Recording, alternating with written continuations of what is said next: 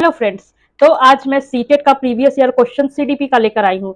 तो अब बिना कोई टाइम वेस्ट का हम लोग सीधे क्वेश्चन पे चलते हैं। और तो सबसे पहले क्वेश्चन नंबर 1 देखते हैं कि जो जीन पियाजे है वो किस चीज पे इंपॉर्टेंस देते थे लर्निंग और डेवलपमेंट के कोर्स में। तो वो जो है वो चिल्ड्रन मैच्योरेशन एंड रीडनेस पे ज्यादा जोर देते थे। अब क्वेश्चन नंबर 2 देखते हैं। Arpita and Anu give their books to each other since both consider it an equal exchange of favour at which level of Kohlberg's moral development theory are Arpita and Anu. ठीक है, तो यहाँ पे हम लोग को लेवल बताना कि किस लेवल में है, लेवल 1 में है, 2 में है, मतलब कि यहाँ पर ये 4 ये दिया गया है। तो इसका आंसर हम लोग का हो जाएगा ये 3 हो जाएगा, ये लेवल में दोनों है।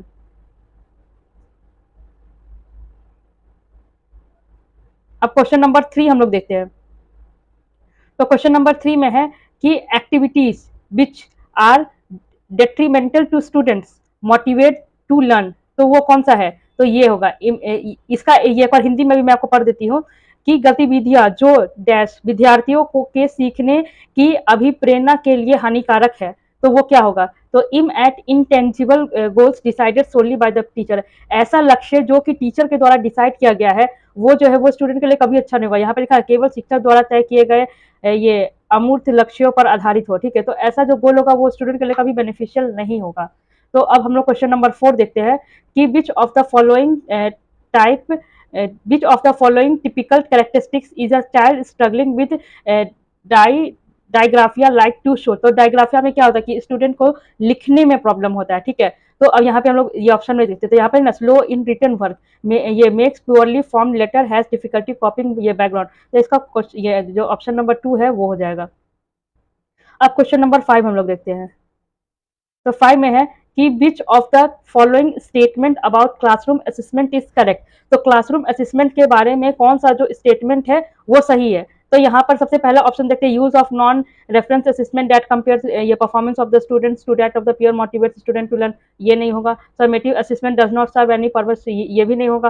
Focus of assessment should be पे ये paper pencil assessment rather than non detail behaviour to maintain, ये भी नहीं होगा।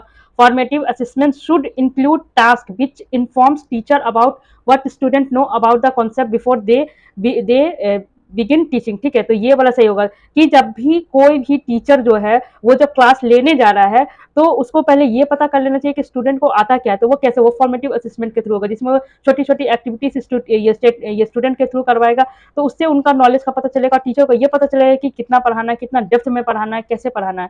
तो इसका ऑप्शन ये हो जाएगा, 4 हो जाएगा।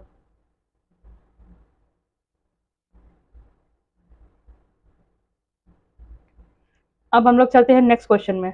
तो which of the following statement about socialisation is correct. Socialisation के लिए कौन सा स्टेटमेंट इसमें सही है? तो इसमें ये ऑप्शन नंबर 4 सही है। Socialisation cultivates shared sources of meanings and ये वैल्यू। सोशलाइजेशन मतलब जो हम लोग का आसपास का वातावरण हो गया, लोग हो गया, हम लोग उनसे कुछ सीखते हैं, वो लोग हमसे कुछ सीखते हैं, हम लोग वहाँ पे कम्युनिकेट करते हैं, वो लोग हमसे कम्युनिकेट करते हैं। तो कम्युनिकेशन में क्या होता है कि हम लोग एक दूसरे से मीनिंग एक्सचेंज करें, वैल्यू एक्सचेंज करें, तो यहाँ पर ये हो जाएगा सोशलाइजेशन का मीनिंग। फिर उसके बाद क्वेश्चन नंबर 7 में आ जाते हैं कि which of the following set of qualities कैरेक्टराइजेस critical thinking. Critical thinking के लिए कौन सा सेट ऑफ क्वालिटीज है? तो यहाँ पे चारों क्वालिटीज को देख लेते हैं। Ability to question, ability to self reflect, ability to test previously held assumptions, ability to think convergently. तो यहाँ पे कौन कौन सा ऑप्शन होना चाहिए? तो यहाँ पर हो जाएगा सबसे पहले हो जाएगा ये एबिलिटी टू क्वेश्चन, क्योंकि क्रिटिकल थिंकिंग मतलब होता है कि कितने जो वो थिंकिंग है, मतलब एक वर्ड होता है ना खुदेरना, हम लोग जिस चीज को जितना खुदेरते हैं उस चीज में उतना ही उसको जानते हैं। तो क्रिटिकल थिंकिंग को मैं उसे बस एक एग्जांपल के रूप में आपको बताया, तो क्रिटिकल थिंकिंग कुछ ऐसा ही होता है कि जितना उस चीज में हम लोग जाते हैं ना उतना ही ज्यादा वो सीखते हैं। जैसे एबिलिटी टू क्वेश्चन, अगर हम लोग किसी टॉपिक पे किसी से क्वेश्चन करें तो हम लोग उसमें ज्यादा सीख रहे हैं। फिर उसके बाद दूसरा हो जाएगा एबिलिटी टू सेल्फ रिफ्लेक्ट। अब मैं जो सोच रही हूँ, मैं जो कर रही हूँ, अगर वो रिफ्लेक्ट करेगा, हाँ, तो वो क्रिटिकल थिंकिंग है कि मैं उस चीज में कितना गहराई से जा पाई। अब तीसरा चीज है ability to test previously held assumptions. अब जो भी ये मुझे प्रीवियसली में मैं एज्यूम कर चुकी हूँ उसको टेस्ट भी करना है, क्रिटिकल थिंकिंग नहीं आता है। तो इसका आंसर हम लोग का हो जाएगा ये 2 हो जाएगा। तो अब नेक्स्ट क्वेश्चन में हम लोग चलते हैं। तो which of the following hinders problem solving. Hinder मतलब होता है डिफिकल्ट, मतलब अरंगना डालना, अरंगना मतलब होता है अड़चन डालना। ठीक है, तो इसमें हम लोग देखते हैं। तो सबसे पहले ऑप्शन पढ़ते हैं, breaking down large complex problem into ये मैनेजेबल स्मॉलर प्रॉब्लम, ये तो नहीं होगा। Fixation on a single trait of composite problem, तो यही होगा कि किसी भी प्रॉब्लम का एक ही साइड देखना। अगर मैं आज एग्जाम में फेल हो गई तो मैं सिर्फ ये देखूंगी कि मैं अगर एग्जाम में सिर्फ फेल हो गई हूँ तो फिर मैं कभी आगे ही नहीं बढ़ पाऊंगी। मैं अगर इसका दूसरा साइड देखूंगी कि मैं क्यों फेल हुई, तो मैं उस एग्जाम में जरूर अच्छा से अच्छा कर सकती हूँ, क्योंकि मैंने उसका दोनों साइड देखा। हाँ मैं फेल हुई, मैंने एक्सेप्ट किया, लेकिन मैं ये भी तो एक्सेप्ट करूँ कि मैं क्यों हुई, ठीक है। तो हर प्रॉब्लम का दोनों साइड को सुनना बहुत जरूरी है। अब हम लोग चलते हैं, तो इसका आंसर 2 हो जाएगा। क्वेश्चन नंबर 9 में चलते हैं, an effective strategy for solving ill defined problem. तो एक ऐसा स्ट्रेटेजी जिसमें हम लोग इल डिफाइंड प्रॉब्लम को सॉल्व कर सकते हैं, तो इसमें हो जाएगा हम लोग का मीन्स एंड एनालिसिस, ठीक है। तो एंड तक एनालिसिस करेंगे तो वो जो प्रॉब्लम है इसमें क्या लगेगा, आप अपरिभाषित समस्याओं को हल करने के लिए एक प्रभावी रणनीति, यहाँ पर लिखा ना साधन अंत विश्लेषण, साधन अंत विश्लेषण। अब क्वेश्चन नंबर 10 में चलते हैं, तो which of the following statement about language and cognition is not correct as per बाइगोट्स थ्योरी, ठीक है। तो इसमें क्या बोला है, नॉट करेक्ट, इसमें नॉट लिखा हुआ है। तो अब इसमें हम लोग देखते हैं, तो इसमें हो जाएगा जो सबसे पहले देखते हैं कि language inevitably affect the way of the way a child things, ये नहीं होगा। Inner speech is use for mental reasoning, ये भी नहीं होगा। External speech is use to converse with other, ये भी नहीं। Language development hinders cognitive development, तो ये होगा। इसमें ये बोल रहा है कि जो हम लोग जो लैंग्वेज डेवलपमेंट हो रहा है वो कॉग्निटिव डेवलपमेंट में अड़चन डालता है, तो ऐसा तो नहीं हो सकता है। अब क्वेश्चन नंबर 11 हम लोग देखते हैं, तो which of the following sets describe way in which a school should be inclusive, ठीक है। तो यहाँ पर हम लोग को एक सेट बताना है कि जिसमें स्कूल जो है वो इंक्लूसिव हो सकता है। तो इसमें सबसे पहले modification of curriculum as required, ये ठीक है कि जो भी क्यूरिकुलम ये मतलब ये रिक्वायर्ड है उस कंडीशन के हिसाब से, उन बच्चों के हिसाब से, तो वो उसमें ये मॉडिफाई किया जाए। एक्सपेक्ट ये फिर ये दूसरा हो जाएगा ये fostering and ethos of care and respect, तो इसमें हो जाएगा देखभाल और सम्मान के लोकचार का बढ़ावा देना, ठीक है। तो वहाँ पे जो भी बच्चे हैं उनका देखभाल रिस्पेक्ट, अगर उस चीज में बढ़ावा हो जाएगा तो वो और है इंक्लूसिव, तो वो और बढ़ावा देगा। फिर अपॉर्चुनिटीज फॉर कोलैबोरेटिंग ये लर्निंग, तो वहाँ पर कोलैबोरेटिंग लर्निंग का जितना अपॉर्चुनिटीज बढ़ेगा इंक्लूसिव को वो उतना ही एनहेंस करेगा। तो इसका जो हम लोग का ऑप्शन हो जाएगा वो ऑप्शन नंबर 3 हो जाएगा। अब हम लोग नेक्स्ट क्वेश्चन में चलते हैं, तो यहाँ पर एक ये एडजर्शन और एक रीजन दिया गया, एक स्टेटमेंट दिया गया है जिसका जो दूसरा होगा वो रीजन होगा। तो इसमें देखते हैं कि दोनों सही है कि दोनों गलत है, कि एक सही है कि दूसरा गलत है। तो इसमें हम लोग को ये बताना रहता है। तो क्वेश्चन देखते हैं, टीचर शुड एंश्योर, यहाँ पे लिखा ना teacher should ensure enough wait time which is the length of time a teacher pause after asking a question, ठीक है। यहाँ पे बोला कि टीचर जो है उसको एक इतना लेंथ ऑफ टाइम देना चाहिए किसी क्वेश्चन को पूछने के बाद कि स्टूडेंट ये मतलब उसका आंसर पूछ सके, या फिर वो ये अपना कुछ भी क्या बोले भेद रख सके, मतलब कुछ भी है उसको जो उसके माइंड में आ रहा है ये रख सके। फिर यहाँ पे दूसरा में ये दिया गया, ये diversity is an asset not an obstacle. तो ये अब इसका हम लोग ऑप्शन देखते हैं कि कौन सा होगा। तो इसका जो ऑप्शन है ये जो स्टेटमेंट ए है, लेकिन जो स्टेटमेंट बी है ये इसका एक्सप्लेनेशन नहीं है, क्योंकि ये टीचर के बारे में बात कर रहा है, ये डाइवर्सिटी के बारे में बात कर दिया। तो इसका जो ये होगा आंसर होगा वो ये 4 हो जाएगा, ऑप्शन 4। अब उसके बाद क्वेश्चन नंबर 13 में हम लोग देखते हैं कि a teacher is providing learners with chance, ठीक है। जो टीचर है वो क्या कर रहा है, ये लर्नर्स को एक चांस दे रहा है to be expose and analyse concept in order to help them understand the concept through her support. This is an example of, ये किस चीज का एग्जाम्पल है, तो ये जो है वो गाइडेड डिस्कवरी का एग्जाम्पल है, ठीक है। तो इसमें क्या बोला कि एक टीचर है, ठीक है, वो क्या कर रहा है, वो ये प्रोवाइड कर रहा है जो भी सीखने वाले हैं उनको एक चांस दे रहा है to be expose and analyse the concept, कि वो एक्सपोज कर सके उस कॉन्सेप्ट को, एनालाइज कर सके in order to keep them understand the concept through her ये सपोर्ट, कि वो उस टॉपिक को, उस कॉन्सेप्ट को उसके सपोर्ट से जान पाए, अच्छी तरीके से उसे एनालाइज कर पाए। तो ये किस चीज का एग्जांपल है, ये गाइडेड डिस्कवरी का है कि टीचर अगर गाइड नहीं करे, अपना सपोर्ट नहीं देते, इतना पॉसिबल है, कभी पॉसिबल नहीं है। तो क्वेश्चन नंबर 14 में हम लोग चलते हैं, इसमें भी पूछ रहा है कि which of the following statement about the role of heredity and environment in the development of a child is correct. तो इसमें तो ये तो बहुत सिंपल क्वेश्चन है, अगर आप वीडियोस देख रहे होंगे तो इसमें ये रिपीटेड ही क्वेश्चन है, तो इसका आंसर हो जाएगा हेरिडिटी, ये contribute in unfolding of child's characteristics traits, ये the entirely of child's development is only नहीं, इसका हो जाएगा ये 3 हो जाएगा, सॉरी। व्हाइल ये heredity provides the genetic blueprints for an individual development, जो हेरिडिटी है वो उसके जेनेटिक्स ब्लूप्रिंट्स को देता है, और ये किसी भी ये जो इंडिविजुअल है उसको डेवलपमेंट के लिए, और the expression of those genes can be influence by environment factor, और जो वो जीन्स है वो जो है वो इन्फ्लुएंस होते हैं एनवायरमेंटल फैक्टर्स के थ्रू। तो इसका जो आंसर है वो हम लोग का 3 हो जाएगा। ये बहुत रिपीटेड है और बहुत ईजी है ये। फिर उसके बाद क्वेश्चन नंबर 15 हम लोग देखते हैं कि इसमें भी फिर से ये वही है, एक स्टेटमेंट दिया, उसका दूसरा ये मतलब एक्सप्लेनेशन है। तो देखते हैं कि ये उसका एक्सप्लेनेशन है या नहीं है। तो यहाँ पे बोला कि एक मिडिल स्कूल है जिसमें आर्ट्स टीचर है जो कि स्टोरीज और क्लिप जो है वो न्यूज़पेपर से कलेक्ट कर रही है और मैगजीन से भी, that portray man and women in non traditional ये रोल्स, जिसमें जो ये मतलब आदमी और ये मतलब महिलाएं हैं वो नॉन ट्रेडिशनल रोल्स में है, ठीक है। तो इसका ये रीजन दिया गया है, countering prevalent gender stereotypes by presenting other models in an effective way to overcome gender bias। तो इसका एक बार हिंदी हम लोग पढ़ लेते हैं कि एक माध्यमिक विद्यालय भाषा कला शिक्षक अखबारों और पत्रिकाओं से उन कहानियों और कतरनों का चयन करता है जो पुरुषों और महिलाओं को गैर पारंपरिक ये भूमिकाओं में चित्रित करते हैं।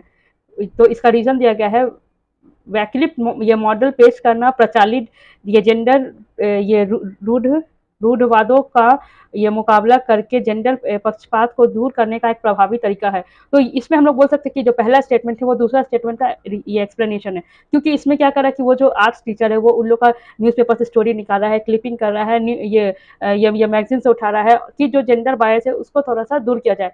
तो इसमें हम लोग का क्वेश्चन नंबर ये 15 का 4 हो जाएगा, ठीक है। अब हम लोग चलते हैं क्वेश्चन नंबर 16 में कि role of a teacher in reciprocal teaching. Reciprocal teaching में किसी भी टीचर का ये रोल क्या होता है। तो a shift from being a support and guide toward ये ग्रेजुअल ये release of responsibility to the student. ये एक रेसिप्रोकल ये टीचर का होता है कि एक मार्गदर्शक और समर्थन प्रदान करने की भूमिका से धीरे धीरे जिम्मेदारी विद्यार्थियों को सौंपने की स्थिति पर जाना, ठीक है। तो यहाँ पे एक रेसिप्रोकल टीचिंग का ये कैरेक्टरिस्टिक्स हो गया कि जो अपनी जिम्मेदारियों को एक ऐसे विद्यार्थियों को ये दे रहा है कि जो उस रिस्पॉन्सिबिलिटी को अच्छी तरीके से कर सके।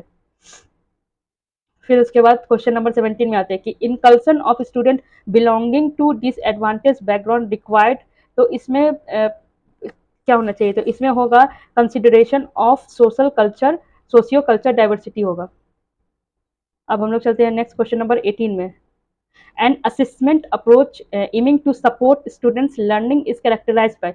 तो इसमें बोला कि एक असेसमेंट है, ठीक है, जो कि सपोर्ट करा स्टूडेंट को लर्न करने में, तो वो किस चीज़ से कैरेक्टराइज होगा। तो इसमें ये मतलब क्वेश्चन ये मतलब 18 का ये ऑप्शन 1 ही हो जाएगा कि consideration of method of solving the problem along with the ये आउटकम्स। तो इसका एक बार हिंदी पढ़ के परिणामों के साथ साथ समस्याओं को हल करने की विधि को भी ध्यान में रखना। तो ये एक अप्रोच हो जाएगा टीचर का किसी भी स्टूडेंट को लर्न करने में। तो इसका ऑप्शन ए सही आंसर हो जाएगा।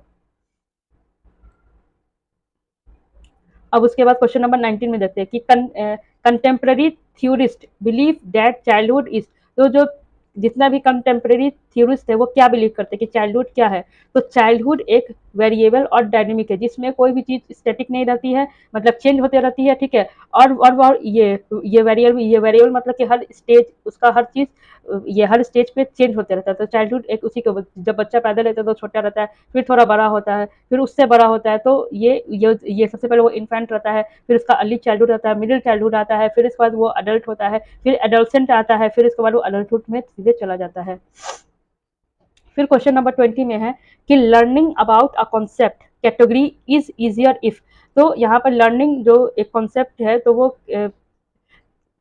ईजियर कब होगा। तो इसमें हो जाएगा कि familiar example are provided while introducing. अगर टीचर हम लोग को कोई भी कॉन्सेप्ट पढ़ा रहे हैं, अगर टीचर हम लोग को मान लो हीट ही फिजिक्स में हीट पढ़ा रहे हैं, ठीक है, तो अगर हीट का रेलिवेंट एग्जाम्पल दिया जाए तो स्टूडेंट जल्दी समझेगा, क्योंकि स्टूडेंट क्या होता है वो रियल लाइफ एग्जाम्पल से या उसका रिलेटेड एग्जाम्पल से बहुत जल्दी समझता है। नंबर 21 में देखते हैं कि गिफ्टेड चाइल्ड गेट।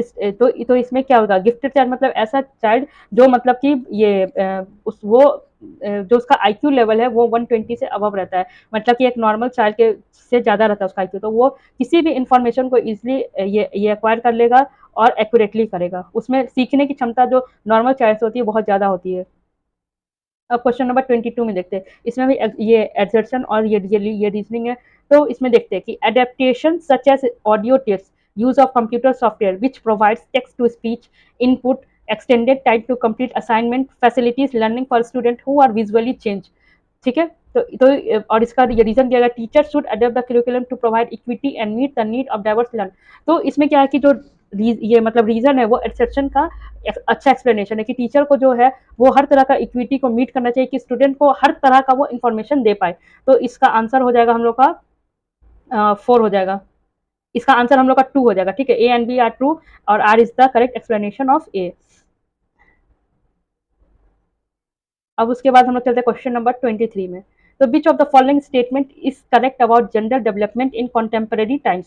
तो यहाँ पे जेंडर ये डेवलपमेंट का बोला है, तो इसमें क्या हो जाएगा, इसमें हो जाएगा हम लोग का gender identity is influence by culture conception, ये भी इसी क्वेश्चन है। फिर 24 में देखते हैं कि which of the following is an effective strategy of emotional regulation. तो इसमें कौन सा इफेक्टिव स्ट्रेटेजी है इमोशनल रेगुलेशन का, तो ये हो जाएगा चैलेंजिंग इमोशंस, चैनलिंग ये emotions to use them as a source of ये इंस्पिरेशन एंड क्रिएटिव एंडेवर। ठीक है, भावनाओं को प्रेरणा और रचनात्मक प्रयास के श्रोता के रूप में उपयोग करने के लिए प्रयोग करना है। अब हम लोग क्वेश्चन नंबर 25 देखते हैं। तो 25 में आ जाएगा the process of bringing back the information store in memory to current state is called, ये उसको क्या बोलेंगे, तो उसको हम लोग बोलेंगे रिट्राइवल। ठीक है, कि अगर कोई भी ये इंफॉर्मेशन है वो उसको अगर ये वापस लाना है तो उसको हम लोग क्या करेंगे, रिट्राइव कर देंगे। फिर क्वेश्चन नंबर 26 में देखते हैं। तो 26 में क्या आ जाएगा, इसमें भी वही है। तो इसमें हम लोग एक चीज ये नोटिस किया कि एक तो थ्योरी से क्वेश्चन था, दूसरा ये रीजनिंग वाला 3 से 4 क्वेश्चन है, मतलब एक एक्सप्लेनेशन दे दिया है, एक दूसरा उसका रीजन दे दिया कि वो उसको जस्टिफाई कर रहा है कि नहीं कर रहा है। तो ये 2 पैटर्न हम लोग को पता चला। तो when unable to make meaning effective reader slow down and ये re read the text clearly confusion before continuing further. तो metacognition hinder the process of meaning making. तो इसमें क्या आपको लगता है कि इसमें क्या होना चाहिए, तो इसमें होगा कि ए तो सही है लेकिन बी जो है वो सही नहीं है। ठीक है, बी गलत है। अब क्वेश्चन नंबर 27 में भी वही है, रीजनिंग वाला ही है। तो इसमें हम लोग देखते हैं कि क्या बोला है ए में। तो ए में बोला कि adolescence have difficulty with emotion, ये regulation and inhibition their impulses and are quite susceptible to peer pressure. ठीक है, अब इसका ये देखते हैं। तो psychological and hormonal change during adolescence impact the behaviour of adolescence in a ये वैरायटी ऑफ ये वेज। तो इसका क्या हो जाएगा कि आर जो है वो ए का राइट एक्सप्लेनेशन है, तो इसका बी सही होगा। अब हम लोग क्वेश्चन नंबर 28 देखते हैं। तो यहाँ पे जीन पियाजे के थ्रू पूछा गया कि अकॉर्डिंग टू जीन पियाजे what is the role of symbolic thought in cognitive development. तो कॉग्निटिव ये डेवलपमेंट में ये सिंबॉलिक थॉट का क्या रोल है, तो उसमें है सिंबॉलिक थॉट जो है facilitate cognitive development bye allowing for mental ये प्रोसेसेस लाइक प्रॉब्लम सॉल्विंग। ठीक है, तो इसमें सिंबॉलिक थॉट का ये रोल है कि वो क्या करता है, फैसिलिटेट करता है कॉग्निटिव डेवलपमेंट को, कि अलाउ करता है कि वो मेंटल प्रोसेस को प्रॉब्लम सॉल्विंग के ये मतलब ये थ्रू कर सकता है। फिर 29 में भी देखिए, इसमें मुझे लग रहा है कि 5 क्वेश्चन तो हम लोग को मिल ही गया जो रीजनिंग और ऐसे वाला है। तो इसमें अब क्या बोला है, children learn most effectively when they criticise frequently for their mistake. ऐसा तो हो ही नहीं सकता कि स्टूडेंट को हम लोग डांटेंगे, भला बुरा बोलेंगे तो जल्दी सीख जाएंगे, ऐसा नहीं हो सकता है। स्टूडेंट प्यार से ही सीखेंगे, वो अपने अगर हम उनसे ये खराब बिहेव करेंगे तो वो एक तो हम लोग के लिए निगेटिव हो जाएगा, दूसरा है कि वो सीखने का इच्छा उनका ये मर जाएगा, वो डीमोटिवेट हो जाएंगे। तो इसका रीजन में जाएगा frequently criticise make children self, नहीं ये दोनों ही स्टेटमेंट गलत है। तो इसका क्वेश्चन नंबर ये ऑप्शन 4 हो जाएगा, ये 3 हो जाएगा, सॉरी 3 हो जाएगा इसका। अब क्वेश्चन नंबर 13 हम लोग देखते हैं। Following Lev Vygotsky's idea on learning, teacher को कैसा होना चाहिए। तो टीचर को ये capitalise on dialogue and group learning during activities. तो टीचर को ऐसा होना चाहिए कि वो गतिविधियों के दौरान संवाद और सामूहिक शिक्षा को बढ़ावा दे। तो मैं उम्मीद करती हूँ आपको ये वीडियो अच्छा लगा हो, तो लाइक कर दीजिएगा और मिलते हैं नेक्स्ट वीडियो में। Thank you.